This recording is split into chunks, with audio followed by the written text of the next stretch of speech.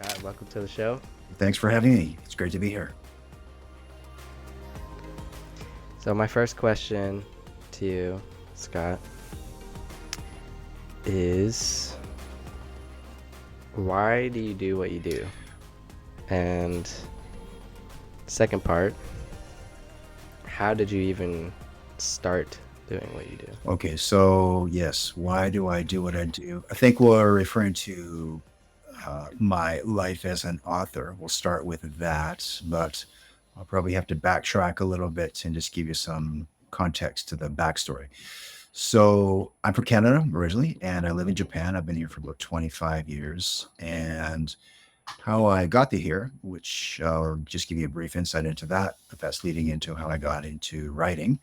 Um, so yeah, I've been here for about 25 years. And before I came here, I was doing some, we'll call it soul searching, where I realized I just wanted to change my life. Not that there's anything wrong with the way I was living. I just felt like I wanted more adventure, more action, more excitement. And I don't mean like, going crazy and going to the bars every night and stuff like that. I'd done all that in the past. I wanted something more like something that nobody had done before. So I sat down and I thought about it for a long time.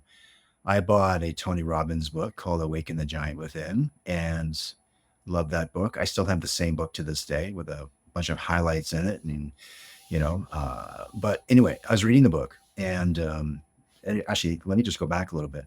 I found this book because I was in the bookstore one day and I'm walking through and just went over to the self-help section. I just started reading books on self-help at the time.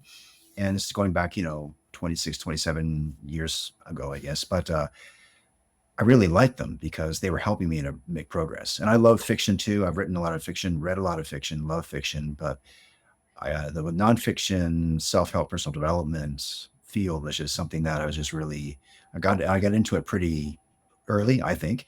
But anyway, I picked up Tony's book. I didn't just pick it up. It was sitting there on the bookshelf and it just seemed like to be like the only book that was calling out to me. So something said, buy that book. I did. Took it home and I went through it in a few days, started writing out my goals. And this is where things started to take off because I'd never done that before. So I wrote up my goals and I had three goals on the list. I think I had a lot of them, but three of them stood out. And one was to become an author, which I've always wanted to be since I was in, elementary school.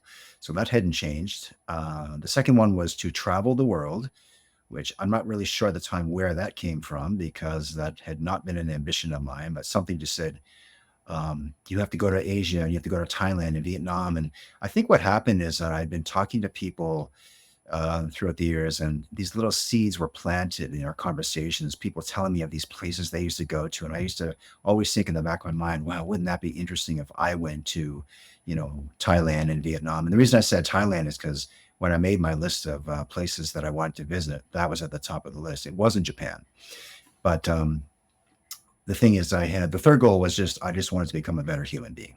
So, still working on all three. Well, I'm still working on the third one, I think. Aren't we all? But anyway, when I made that decision to travel the world, I realized that was the one thing that I could probably do within a year. And so here's what I did. I made the decision.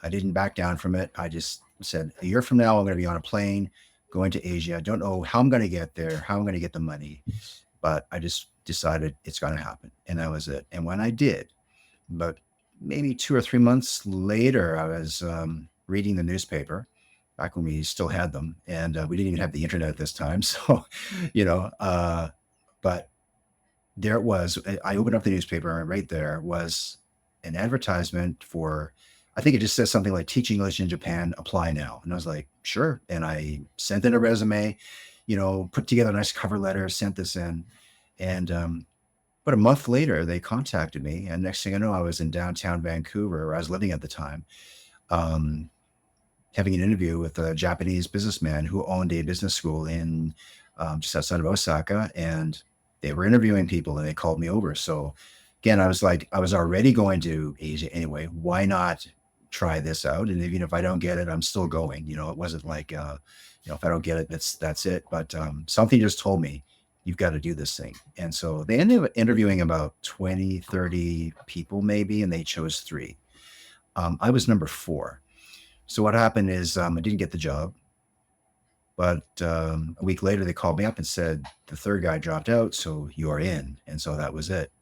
And 6 months later, I think I had about 6 months to prepare, but anyway, it was really exciting because now I actually had a plan. I had a place to go. They set us up with a working holiday visa and all that, and it was only good for a year. So, but I knew like this was the thing that I wanted to do. So I got here, had built a great life, and that was all good and everything. Had a lot of adventures. Went to these other countries like Thailand and Vietnam that I'd always dreamed of, and but there's one important thing that I'm leaving out of this that actually comes back into things that I've talked about in my writing. Something that I teach people that's very critical is that when I wrote out my goals, I didn't just write these down on a piece of paper. I created a vision board on my wall that covered I had like a small apartment at the time, and every wall was covered with pictures of places I wanted to go, a list of my goals, positivity quotes. Every time I found something that fed into the dream, I just wrote it down, or I found a picture or something, I put it up on my wall. So I created the dream before I had the dream, right? And that was probably the reason that I actually got to here in the first place and started, doing all these cool things. But that vision board was key. I think maybe Tony mentioned that in his book as well, make a vision board. And maybe that's where I got the idea from. But it definitely works. And I still have a vision board, a different one in my other office. So if anybody's looking to, build your dream, start with that. Don't just leave it in your head, get it down on paper and get it vision board up on your wall. But anyway, just fast forwarding a little bit, came to Japan. And I think the second thing was the writing, like writing books. Now, getting back to that, I've always wanted to be a writer, not just any writer. I want to be, if I was going to be a fiction writer, I was going to be the best writer in the world. And well, with nonfiction and the self-help personal development books, I didn't really start out writing that material. I was doing a lot of reading. I did a lot of learning because it helped me grow. But there was always that imposter syndrome that held me back, thinking, well, I don't have a psychology degree. I'm not Tony Robbins or Brian Tracy, so who am I to write this kind of book? But once I got through all of that, I decided actually that I wanted to take. I had an idea for a book, and I just one day just sat down and started writing it out. And it took me a few years to get about 100,000 words written, maybe more. I wrote so much that I think I wrote 3 books. So, um, and just to lean into the next thing was the self-publishing. So I started self-publishing the books, right? Initially, I was going to pitch it to publishers, but when Amazon launched their self-publishing platform back in 2012, 2013, I had already had my book ready to go. Um, I had someone do a cover. I can't remember. I think back in those days, that wasn't that long ago. It was like 2 years ago, but in the last decade, like everything's changed. There's so many tools now and websites where you can just go and pay a few bucks to get your cover design. But back then, I think Fiverr had just started, and it's totally different now, but it's a lot better now. But back then, a lot of people don't know this, but the reason it's Fiverr is because everything was $5. So you could get a cover for $5. Yeah. Right now, everything's like just whatever people want to charge for it, which is good.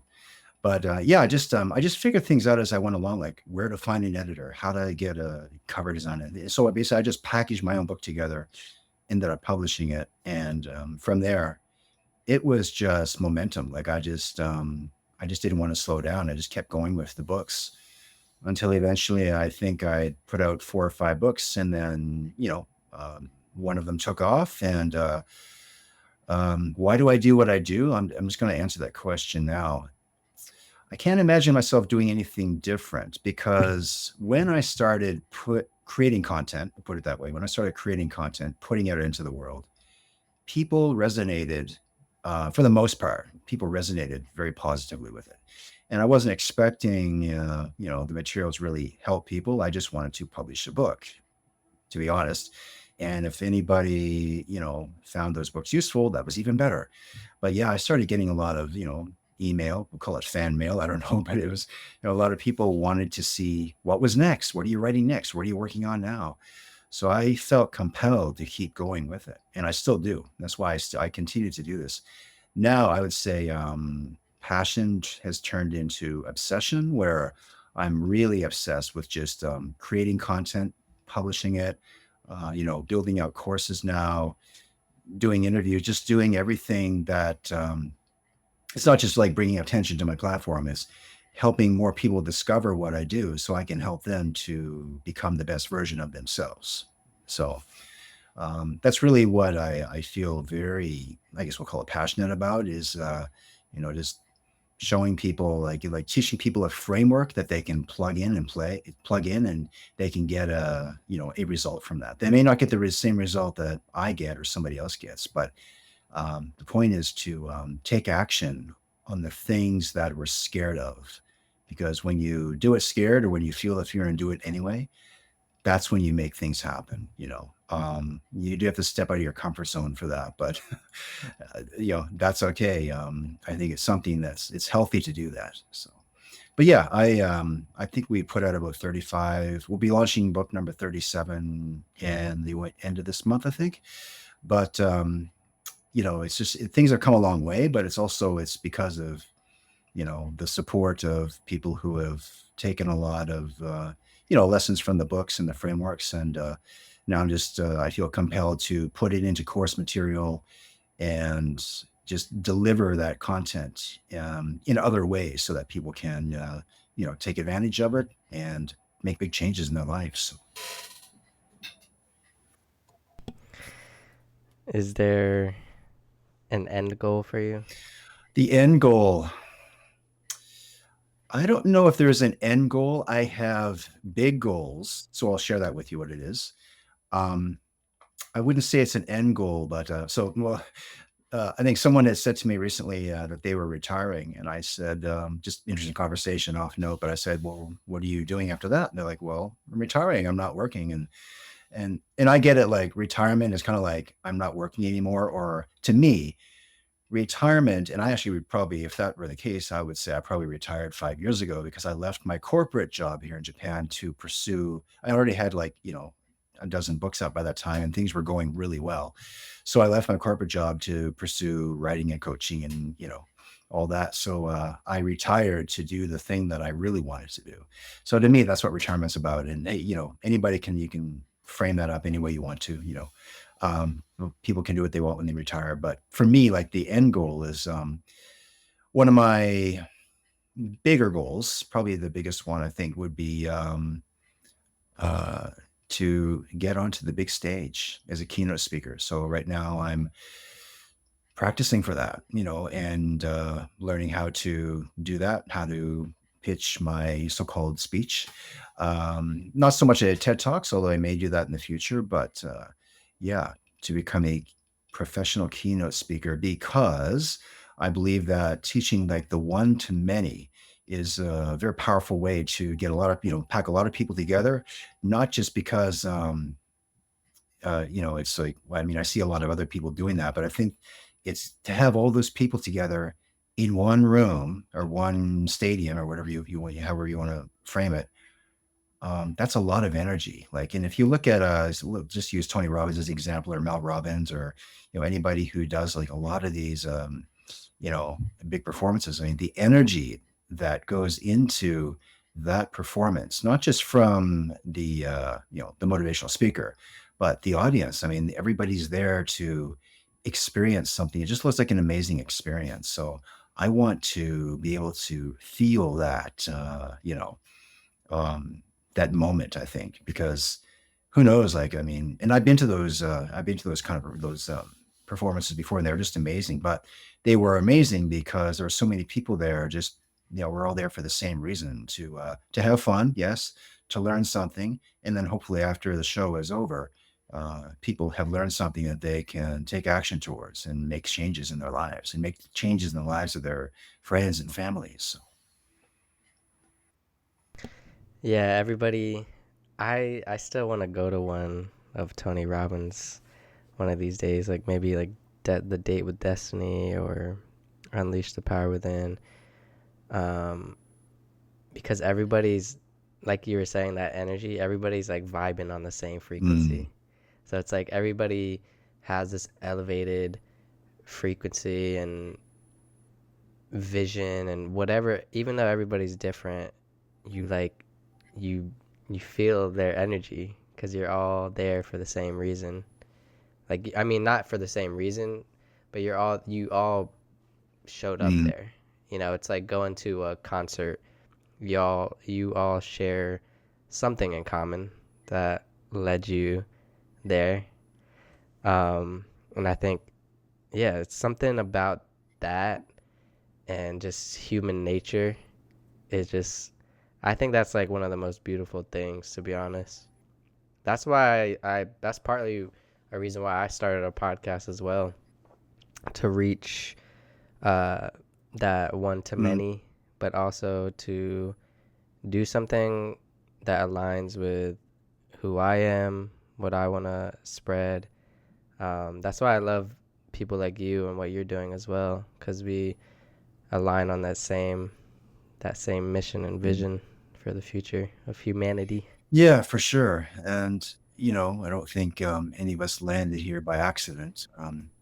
I think as Gary Vee says, I think he says like, you've already won the lottery. You like there's one in I don't know how many billions of chances, but he's like there's one in 20 billion chances that you were even born. So, you've already won the game. So now you just have to play it. I don't know if he said it exactly like that, but that was what I gathered. No, I Yeah. heard that. I heard that before. And no, like I've literally, it's something like I've been dreaming. I've been waking up and I can't, like, I don't know if it's just like a thought in my head or something I've been listening to, but I just can't get this like bug out of my head. Um the gratitude bug. I can't get the gratitude bug out of my head because it's like I may not be like in the best financial position. I'm stable, whatever, but I'm grateful that I get to do this. I'm grateful that I have a voice that I could speak. I'm grateful that I have a bed I could sleep on. I'm grateful that I have internet that I could connect with people and spread a message. And it's like I've been dreaming. It's like so weird. It's like I've been dreaming about gratitude. It's like, wait, yeah, because people get caught up in like superficial things, I think. Mm, And then you forget your I don't want to say you forget your place in the world or where you come from, but you forget about the little things in life that we take for mm, granted, that people um, that some people don't have. And it's crazy. I just seen this kind of viral clip about the Neuralinks that Elon Musk company he invested millions of dollars in. They just released a speech about the first successful like mm, patient, mm, and it has like 2+ million views in like 2 weeks. And yeah, he was just giving a speech about his gratitude and how it's scary technology. It's like, oh man, like there's this microchip you're implanting in my brain that's gonna do something. I don't know. It's scary. But he expressed how grateful he was because it's working. Like mm, whatever their mission was for the net positive of humanity, whatever conspiracies there are against it, like cyberpunk, whatever, um, they're they're changing somebody's life. And he gave a crazy life changing speech about it just a couple of weeks ago. So that's something that keeps me mm. going. Oh, that's interesting. Yeah, I haven't seen that yet. I've heard about it, but um, I mean, I think it's fascinating to be honest with you, like everything they're creating. And yeah, sure, there's a lot of yeah, a lot of people are like, well, AI is going to change the world, and or what if it changes? The Matrix. But it's like, well, yes, it definitely will, just like the car did, and just like you can take any of these, it's not just technology, but I mean, nothing is ever has been in the history of the world that stayed the same. Every empire has fallen. Every ruler and king and queen's passed away. I mean, that's just the nature of things. So, AI or technology, I mean, sure, there's always going to be, pros and cons, but I don't know. I just look at those things as, Yeah, yeah, they're very fascinating. The fact that we're building, he's building spaceships to Mars, and I've decided I'd like to be on one someday. Wouldn't that be a neat experience? So yeah, yeah. No, but I think that all of that goes back to your original story. Mm, How did you end up in Japan? You you didn't just end up there. You didn't mm, just, oh, I just like ended up here. I don't know how. It's just life happened. You kind of made it happen. You kind of envisioned it. You seen the opportunities because you envisioned it, and you took that leap. You took that right, risk. That's the same thing that entrepreneurs like Elon Musk do. He sees the vision, and then you start working right, on it, and then you take chances on the mm, opportunities that that you are faced with, and also you don't see any problems necessarily. You see, how can I solve mm. this, you know? And you solved it. You solved that vision. Yeah, that's interesting. Yeah, because I kind of glossed over the story a little bit to get to, and there's a couple of things there that, yeah, your point on with that. So I mentioned the vision board and having all that, but um, yeah, I spent a year really just like there wasn't even any doubt in my mind that this was going to happen. Like, yeah, I didn't plan to come to Japan. That happened as a result of a decision I made. And let's just say that I may have created some form of energy that went out into the universe and said, this guy really wants this thing. We've got to make it happen. And something was definitely backing me up because there were just too many coincidences of good luck. We'll call it luck, to happen in order for it to, like, everything just fell together. And sometimes it felt like it was falling apart. Like there was other things happening at the time that could have and probably should have held me back from getting on a plane. But I just stuck to my guns and, made it to that plane anyway. Um, but yeah, there was just some, like, probably like maybe we can call it a miracle, but and I think that's something that like that's one thing I love to teach people is like when you want something badly enough, and if you visualize it happening. So here's just another quick story, by the way. So when I was planning on coming to Asia, we'll call it next time. Well, I didn't have the plan to Japan yet. I would go to the library and I would, and before we had the internet and we had digital books and everything, we still had the libraries. I think they're still there, but I would go there and or to the bookstore and I would buy books on, like how to learn Vietnamese, how to learn Thai, and how, like, whatever, I just wanted to surround myself with all these things. So, I remember one night my, roommates came home, they were out drinking in the bars or something, whatever they did, came home one night and it's like 1 in the morning and, I'm in the living room on the floor, like speaking a foreign language. Like, what are you doing? I'm like, well, I'm planning for my trip overseas. And like, oh, okay, well, that's interesting. They're like, good luck with that. But I just built that, like on my weekends, that's what I was doing was, reading about these things and just visualizing it. Like not a day went by. And it's kind of like, it was almost like, I don't know the word for it, but like an addiction, maybe, I went from other addictions I had to this addiction that was actually building something.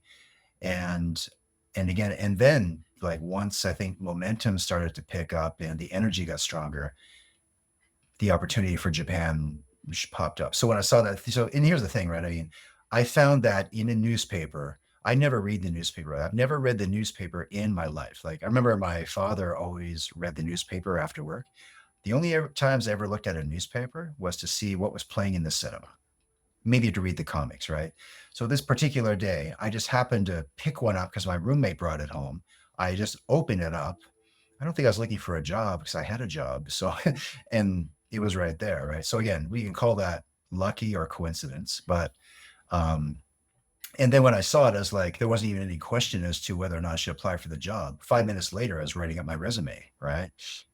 That same day, that night, I had it shipped off. And then, by luck, they contacted me for an interview. And then by luck, I got the job. So you look at a lot of these things, right? And it's it's like this series of really lucky breaks that were just leading up to everything. So, we can take this and we can apply it to, like, there are a lot of people that their stories would, we could take Colonel Sanders or Oprah Winfrey or Steve Jobs, and they could tell similar stories, of their experiences and how they manifested their futures. Because if you look at the patterns, a lot of these, like whether they're entrepreneurs or public figures, they all have like a similar pattern, a similar story where, they just wanted this thing so bad, they committed to it. And, yeah, you're right. I don't think it just happened, but it certainly manifested itself because, we really can make our dreams come true. Um, yeah, I don't just believe that. I've seen it. It's like now to me, it's just like a given. Like I still Yeah. visualize. It's really hard to do it when you get to like one level and then you want to get to another level, and that other level now it seems like that seems really difficult, and it gets harder to visualize it. But the more you do it, like, you can feel yourself breaking through like that. I guess the belief system. You really have to build a new belief system. So. Yeah, it's funny that you mentioned Steve Jobs and all these stories because he actually has a quote about that. You probably heard it where um like you don't know where you're headed until you reflect and connect the Mm, dots. And mm, then something like that where it's like you don't realize where you're going until you look back and connect the dots and see how far you've mm, come. yeah. And my next question to you, I guess, since you brought it up, is well, actually, first off, when you decided, you were decisive enough, you knew yourself enough to make that Mhm, decision. Where do you think that came from? Because some people may be faced with a similar opportunity or opportunities in their life that could be life mm, changing, but they're not decisive enough. They don't know themselves enough. They're afraid. It seems like at that point in your life, you knew yourself enough. You were firm on who you were, what you wanted to make that mm. decision. What would you tell somebody who's kind of lost in between there? Yeah, I've got one more little story actually leading up to that question. Yeah, go The ahead. reason that I was able to, and to me, like when I made that decision to just leave Canada and go traveling around the world, I had no fear whatsoever. There wasn't even any question it was going to happen. But the reason is because I'd done it before and it worked. So just to go back a few years before that. So at the time, I was living in Vancouver, on Vancouver Island, actually in Victoria City, because my best friend lived there, and I'll get into how I got there. But I'm from Halifax, Nova Scotia originally. So, small town, and just, lived in a small town, had a good group of friends. And then I was living at home with my parents, working in a local bar or a local pub. But I was just wrapping up college. I was electrical engineer. So I finished that, and there weren't a lot of jobs around. And I was like, okay, well, now what? I can continue working in the pub. That's, fun, and getting drunk every night. And if I continue that, well, and I kind of started looking at the future, like, I want more than this though. Like something, I don't know if I don't think I just said that. Something actually told me, you want more than this and you're going to get it. And I don't remember the day when I made the decision, but I just was talking to my friend who was out west. He said, "You've got to come out here." He goes, "Now, keep in mind, he was the only person I knew out there. I had no friends out there. I'd never left the province before, I think, right? I was probably what, 22, 23 at the time, right? So, this was like way back in 92. So it was a little while ago. But, yeah, my friend's like, "You got to come out here." And as soon as he said it, I realized he was right, right? I made the decision on that day. I was moving out west, and I told my parents and told my girlfriend at the time. Didn't go over very well, but I had all these things that could have stopped me from doing it, right? And I just decided to do it. And then I had like I think I had like 4 months before I was going to leave for my trip. Told my parents, and they were like, I think they were thrilled because they didn't want me living at home forever. Understandably, they even helped me get a ticket, but That was scary though, because again, like there's no, no guarantees. I was going to a different place never been before, and whatever. But once I got there to the other side, it was like stepping into a different world. Now, yes, same country, same language, and all that, but it was like a new world. Like, and things were very different out there, at the time. But here's the thing: I got out there, and I went from like, got there, had 20 bucks in my pocket, had my suitcase, whatever. And I had two jobs within a week or a couple of weeks. Like I was just stacked up with work. And it was just like that, like whenever something happened and, if I lost one job, I got another, or like, I was just never, so you talk about gratitude. Like, I mean, I always had a lot of, like a lot of people, I had a lot of fear for the future. Well, what if I don't get what if I can't do this or pay for this or that? But you know what? The next opportunity was always there, right? So that's the thing, is like I'd made that decision before where it's like I'm doing this thing and I did it. So when it came time to do it again, um, like I knew I could just make it happen. Yes, a little bit of a bigger leap, leaving the country and going to a culture where I couldn't speak the language and didn't know a lot about sushi, and just literally once again got off an airplane. Thankfully, like I had a job lined up, but I got off an airplane, with a few $100 in my pocket and a suitcase, and I just started building from there. But anyway, coming back to, sorry, I may have Yeah. lost track of the question, but um, Um, no, it was just you were so decisive in your mm, identity, and how would you help somebody who's maybe not so decisive and maybe kind of mhm, lost, but they do have those opportunities like you yeah, had? I think a lot of people, what happens is that they either don't make a decision or they leave the back door open. So what happens is like they're like, okay, well, I'm going to do this thing, but if it goes wrong, I'm going to go to plan B. And plan B is usually just, to me, it's like an escape plan. I never had a plan B for any of this. It's like, if this doesn't work, well, no, it wasn't even that. It was like, it has to, it's going to work. I'm going to make it work. And I have other stories where I can actually back this up to prove that it's true, because I never had a plan B. I was just all in with plan A. But that's what happens, I think, with a lot of people, is that they're afraid that the plan's not going to work, and maybe it won't. Like, there's no guarantee that's going to work. But the thing is, like, there will always be obstacles, and if you have something, set in front of you, um, you don't have to have everything figured out to achieve your goal, or to know like how you're going to get from here to there. You just have to know what your next step is, what your next move is, right? So you have to make the decision that you're all in on this thing. And you might be 80% and 90%, and that's okay. That's better than 10%, right?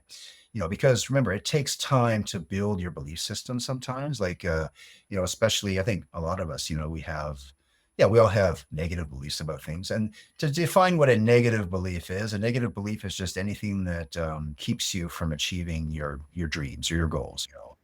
Doesn't Yeah, serve you. exactly. Serve you. Yeah. Exactly. Yeah. Right. So that's the thing, is like, yes, you want to be very decisive about it, but it's not just something you put out there and say, yes, I'm definitely doing this.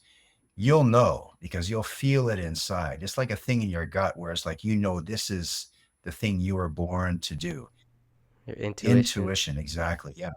I get that when I started writing my books together and putting all that together. I mean, it took me 3 years to put the first couple of books together, and I didn't know what I was doing. I mean, I was just writing content, right? And I could have stopped any time, and there were times when I did, and I may have shelved it a few times, but I always pulled it back, because I realized that if I don't do the same, so here's the thing. Here's the thing that I think people need to think about, is that you might be afraid of doing that thing, but think about the regret that you're going to have in 20 or 30 or 50 years from now, depending on how old you are, when you look back and realize you could have done that thing, you didn't do it, and now it's too late. Now, we talk about regret. To me, it's like, um, I'm more afraid of regretting the things that I didn't do than the things that I did do and I failed at. So I'm okay with failing. I mean, I probably do it at least once.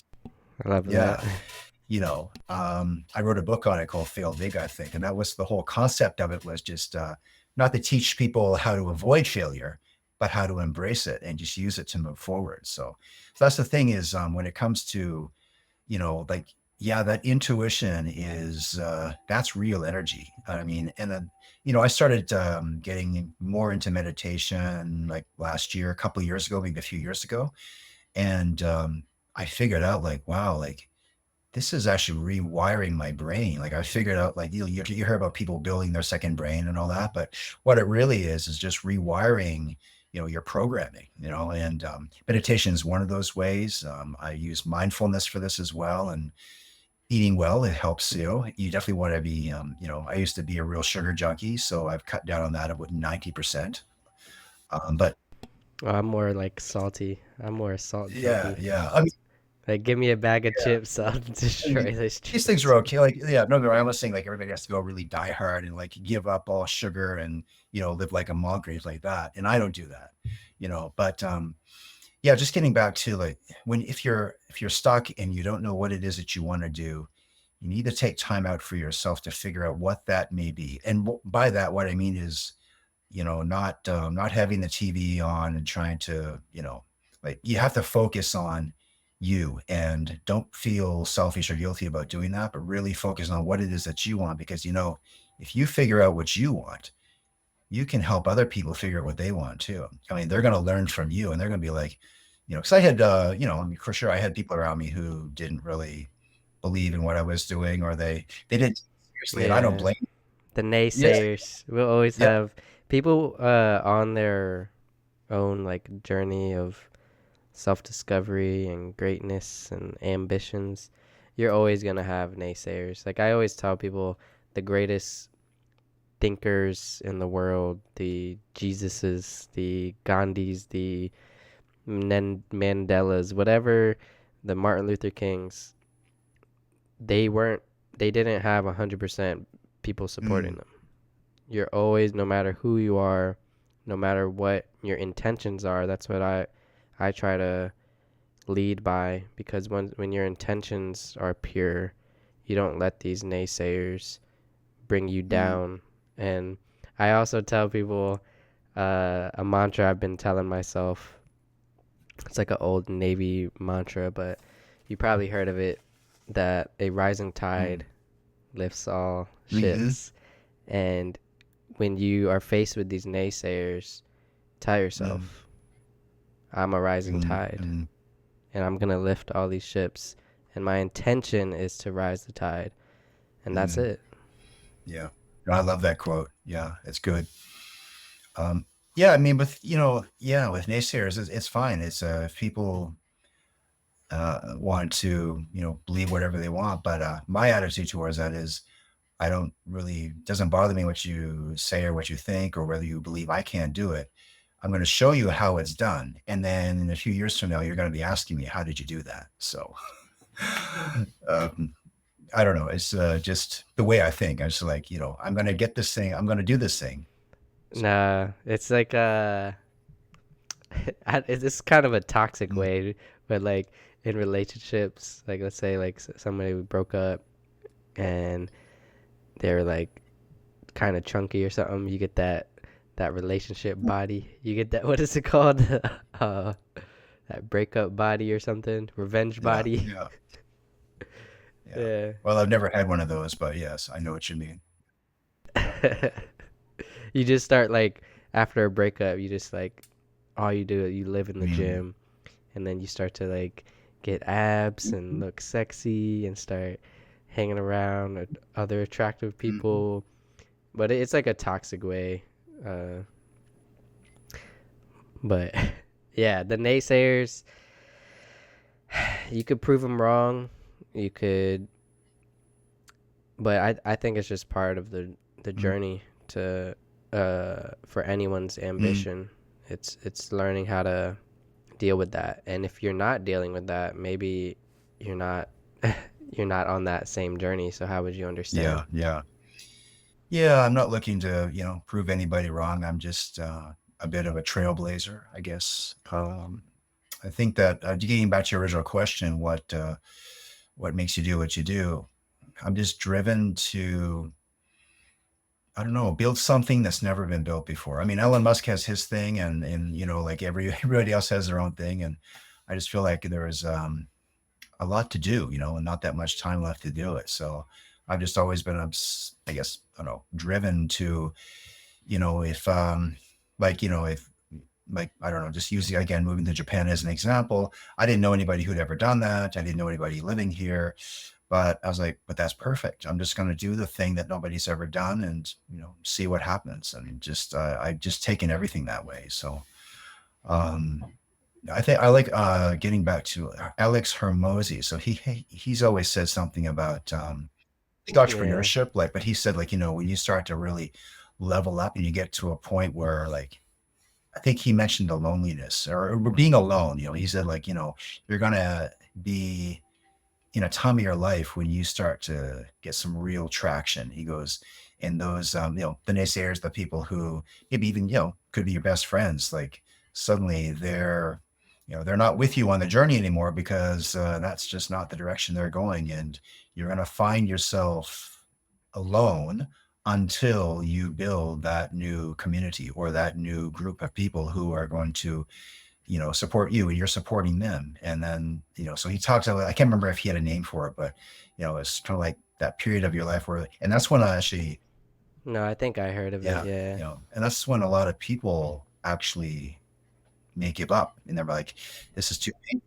I'm going to go Mm. back to the way things were because that's comfortable. And, you know, my friends are back. My friends are the only friends I ever had are back there and they're not coming up to where I am. So people may have a tendency to, you know, they think if they go back to the way things were, then everything will be okay. But here's the thing I believe is that, and this is a quote, and I can't remember who said it, but it's one of my favorite quotes. You know, like a mind once stretched by a new idea never regains its original dimension. So, like, once you really start to grow and you start to, you know, move forward and get real world results, you try going back to the way things were, and you're going to find out what the definition of pain is.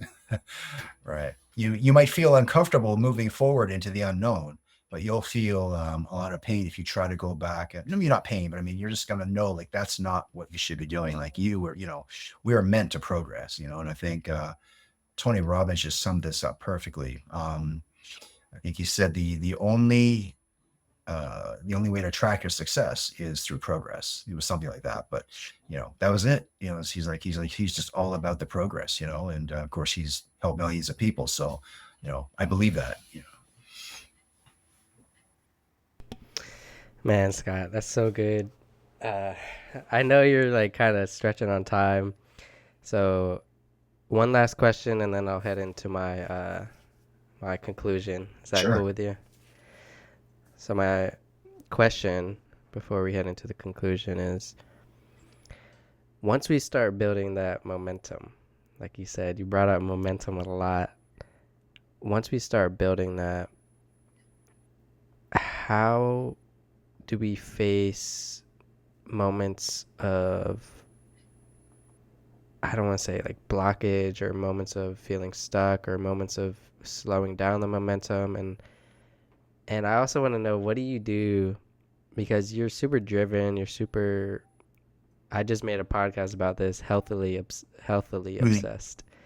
Uh what do you do to take breaks? mm. And do you take breaks, or are you just 24/7? Is this it? How do we do deal with that? Yeah, that's a good one. I definitely take breaks, and I have to remind myself that I have to do that. I do end up probably working more than I should be on the weekends, just because sometimes I just have time. That's just the entrepreneurial, anybody who's on that Mm, entrepreneurial, because me too, podcasting, it's not a Monday mm, through Friday mm, thing. Like, videos still have to be edited, content still has to be made, you yeah, know? it's hard to turn off, to be honest. Now, I'm not 24/7, but you know, I do have long days. But but to relax though, like I remind myself. So let's see, going to the movies. Actually, love going to the movies. You know, I'll go to the movies every weekend, sometimes by myself, and just with a big bag of popcorn, and that's, you know, I'll watch whatever. So I just love doing stuff like that. Going to the hot springs around here, things like that. Walking the dogs, very simple things, but they're actually very necessary. Taking weekend trips sometimes with family, right? And I have to remember too, like I used to take my computer on these weekend trips, right? And couldn't wait to get to that hotel to get onto that Wi-Fi because what am I missing, right? I leave my computers at home now because I do live on them a lot. I probably have three of them tucked around the apartment. 10 feet apart from each other, just in case. Yeah. But yeah, so it's hard to turn off, but because yeah, like you mentioned, there's always work to do. There's always the next book I'm putting together. There's always the next social media post, whatever it is. Like it's endless. So for that, and no, what'll happen is like when I get blocked or have an obstacle, it's usually because one reason is because of overwhelm. I'm overwhelmed with so many things that I'm just doing a whole bunch of multitasking, and a lot of these things are not getting done because I'm just working on one for 10 minutes, one for 20 minutes. And that's really hard. I think that happens to like every entrepreneur, maybe, or just somebody who's, very creative. We just tend to stack on a lot of our to-do list is like 35. No, yeah. I know. But yeah, but just recognizing though that it is overwhelm and that leads to burnout. And I've been burned out before, where I had to take time off. But the overwhelm can be like just one solution to that really is just on my wall here, I've got a list of my projects. I've got the tasks for each of those projects, and I'll just take one of those. I'll do like 3 or 4 of those tasks per day, right? Maybe depending on the task, it might take me, but these tasks are priorities. So that's the thing is like, I'll choose what the priorities are that are moving me towards these goals. And if I usually get blocked or stuck, and if it's something, maybe sometimes I'm waiting for something, and other times maybe I'm just not ready for doing this thing. So, but yeah, I do the same thing. yeah. Yeah. Yeah. But I think, yeah, you mentioned a good point though. Like you have to take rest. That's why, every Sunday morning there's a very beautiful Buddhist temple near here, and they have morning meditations every morning from 8 to 9. So I go there I'm sitting there with a bunch of Japanese monks, and they're teaching us how to, well, not teach, we're just meditating with them. And sometimes they'll give us a little, The yeah, vibe. The vibes are there. surrounded by the forest and the birds, and Yeah. it's just beautiful. But See, I want something like that. There's nothing like that here in Austin. Austin is a very metropolitan uh mm, city. And I did want to ask you something about that too, because I love Japanese culture. I was born and raised watching like anime and all the yeah. Japanese influences. Um, what is your experience living in Japan for 25 years, and what would you tell somebody who wants to visit? Like where should you go see, or what should you do? Mm. I mean, my experience, like I've always had an amazing time for the most part. I mean, I know a lot of people that come here, they didn't like the culture, didn't fit in. They went back after 6 months or a year or 5. I think most people ended up going back eventually. But I just, to be honest, like when I first came here, I think from the first week, I was like, nope, I'm staying here and I'm doing whatever it takes to stay. And I did. And that's a different set of stories. Do you speak Yeah, it's Japanese? pretty You learn fluent. that? I still have a lot to learn, but they have 5. I think they do testing every year, like twice a year, where you can go and you can write these examinations if you're studying for it. And they have like level 5's like beginner, and then 4, 3, 2. Level 1's like totally fluent. You can read and write and speak. And I'm kind of like between 2, maybe 3, but I've done, yeah, I've studied the language a lot. Probably, yeah, not as much as I could have, but I know a lot just from the experiences I've had here. And I think like when you're learning a language anyway, great way to learn it is to just immerse yourself in it. Total immersion, right? So here's an example. Like if I need to go to the bank to sort something out, I don't take a translator. I just figure out what is it that I need to ask for, and then I'll study like the language before I go to the bank, because that's usually I have to talk about bank stuff, which I don't have a lot of experience with. So I'll learn how to do it, go there. And of course, I'm going to go there and they're going to start explaining stuff to me now. Like I have no idea, but I'll record the conversation and go home later and transcribe it. And then I just continue to, you do that enough times, you eventually can go to the bank and negotiate a loan, which I've done, right? So a lot of news, like the way that I learn and still continue to learn the language is just putting myself in those kinds of situations. So, I think that's with anything in life that you want to pursue or mm, learn or master. It requires some sort of immersion. Like you can't. I think like to bring Tony Robbins again, he says like if you want to like learn or be great at anything, you can't dabble in it. yeah. You can't be a dabbler. Like you can't be like your once a week thing. Like you have to become great and become a master at something. You have to immerse Mm, yourself. Um, but Scott, thank you for coming on. Uh, at the end of every podcast, I play a little game. It's just a simple card game. We ask a question, completely random. It's called Where Should We yeah. Begin? Game of Stories. So there's like 1,000 possibilities. Could go anywhere. So be All right. ready. So the question is, wow, share something you've never told anyone. And the context. So there's a story and a Mm. context card.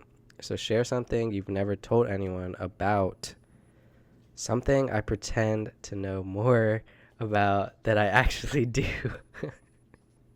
Mm. All right. Something I've never told anyone about. Share something you told anyone. Yeah. Oh gosh. Okay. Well, here's one. So I love to watch movies, but I have never told anyone that I've probably watched E.T. more than anyone in this world. I guarantee it. I probably watched it at least 750 times. And that may not be Really. a big secret. It's not like nothing sexy about it, but I just, yeah, love that movie. So anyway, And then something something I pretend to know more about than uh I should do. Probably a lot of things. There's probably quite a few things.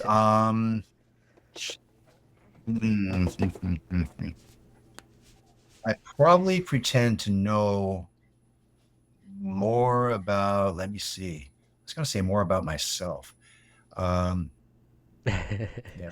What I tend to do sometimes, though, I think this is going into the question is like, I don't know, listen when yeah. people are talking to me. So like I hear them talking and I'm thinking about something else and going, yeah, that's a good idea. And I'm Uh, pretending to listen and acknowledge what they're saying. And then they're like, yeah, think I know about what you that. mean. And I'm like, what do I think about that?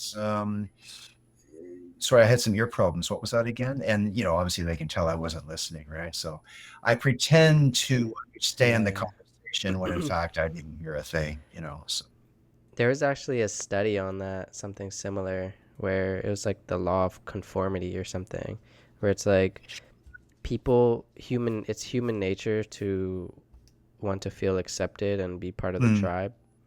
And they did a test where they asked random people at like a festival music mm, concert. They went around asking random groups of people like, "Oh, how excited are you about Balloon Pop band?"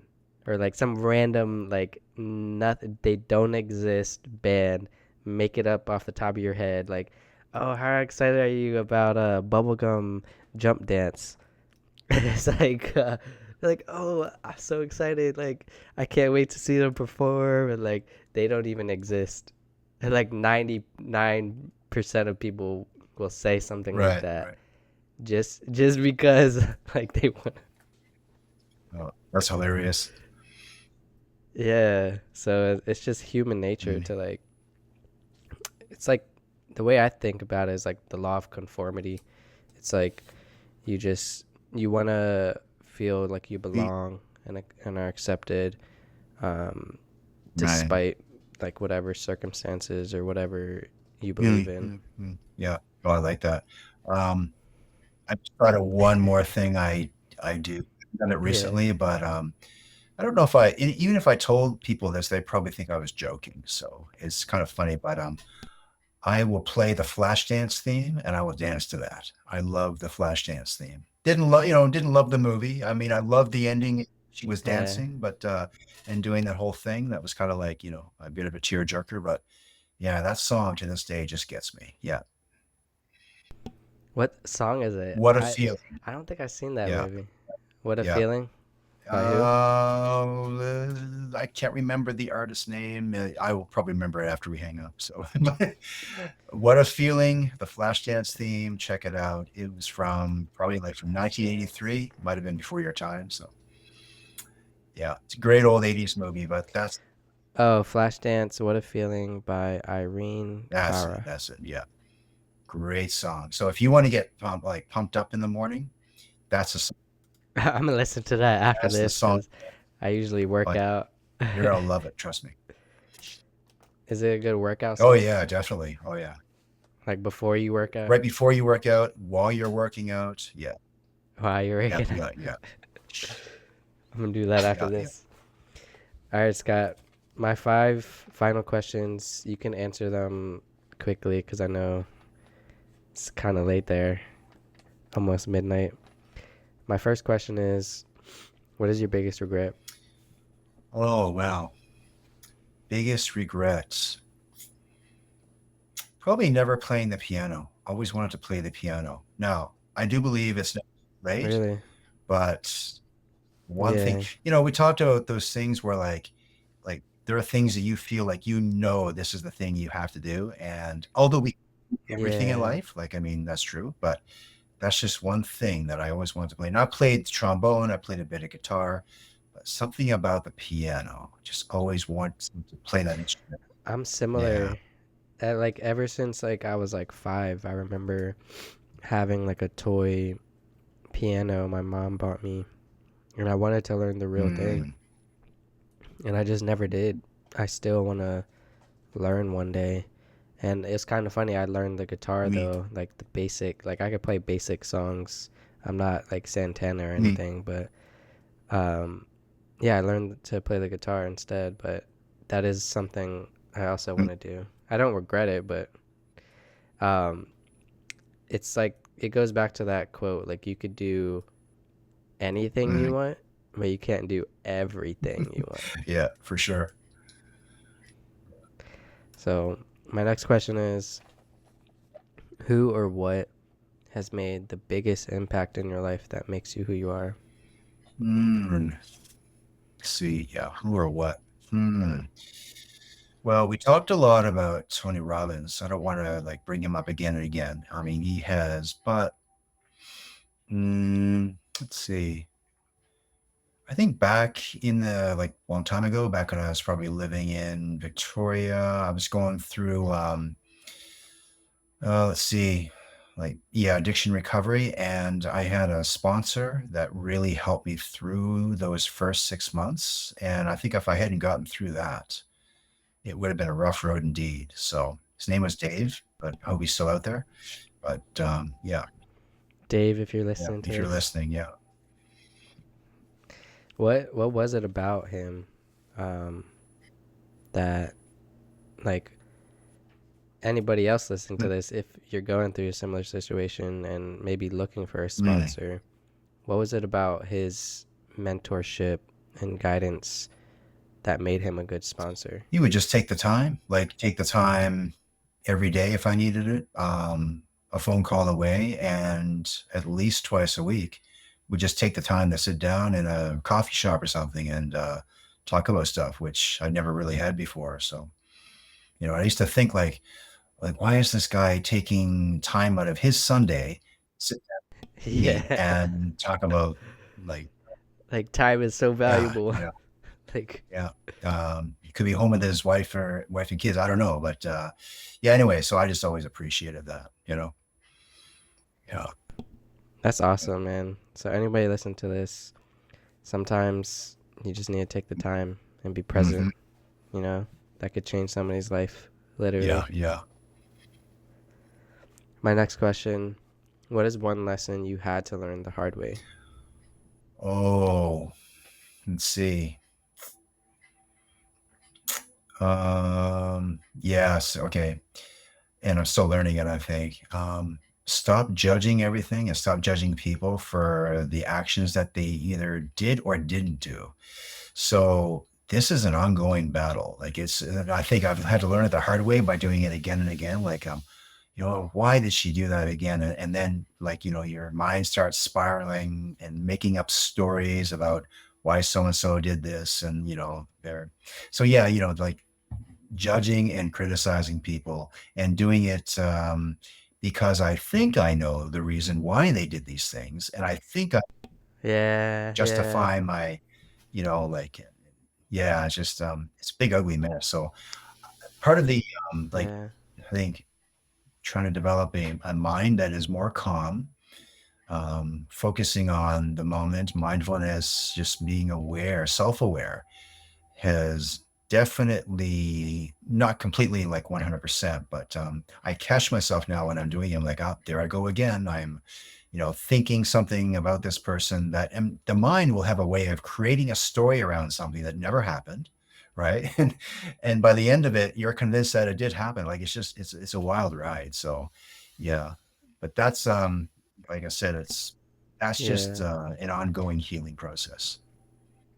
No, I completely understand because I've done that also. And something that helps me is meditating on uh, impermanence, Mm, so things that nothing is permanent, people are always changing, and also it just mm, is. Some things just no, that's is. She did that. That's who she just mm, is. Some people just are, and it just is, and you can't control everything. mm. That's something that has helped me with that because I've also experienced some of those, like, I don't want to call it like superiority complex or what, but I felt the same thing. Yeah.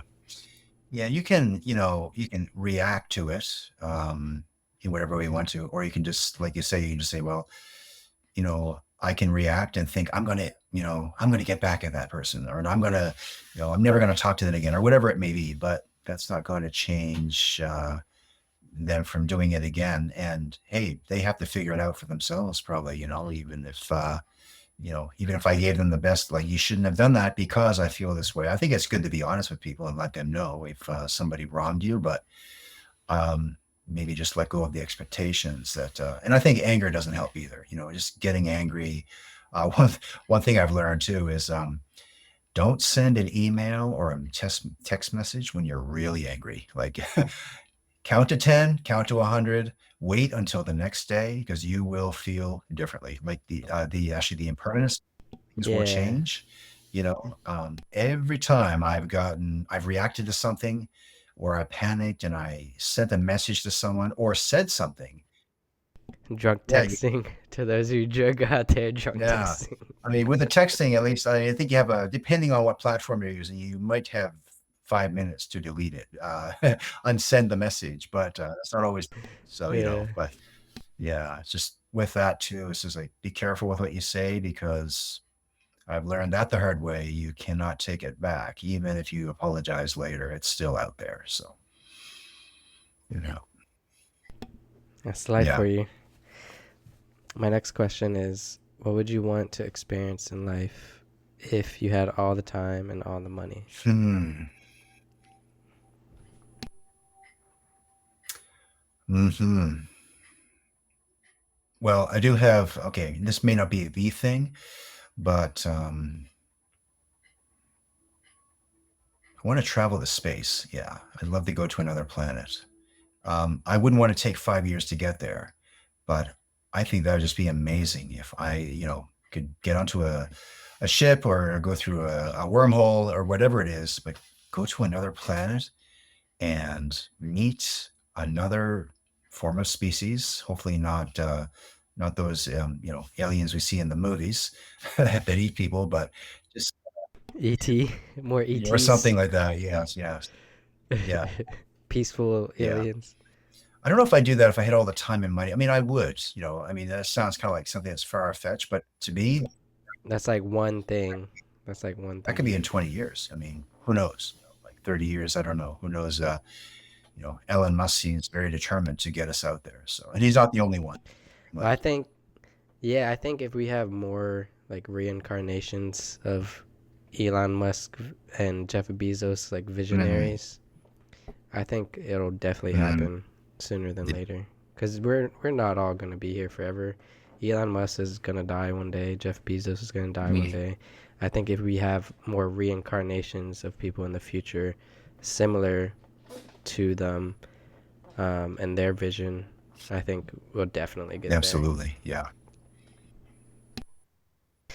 My final question, Scott Allen, is there any last thing you'd like to share that you think would resonate deeply with the audience? Well, I think you had just mentioned it too, though. Like, it's hard to think about that. That like, okay, we're not going to be here forever, and how long is that? Is that for some of us, it's going to be a week, a year, in 5 years?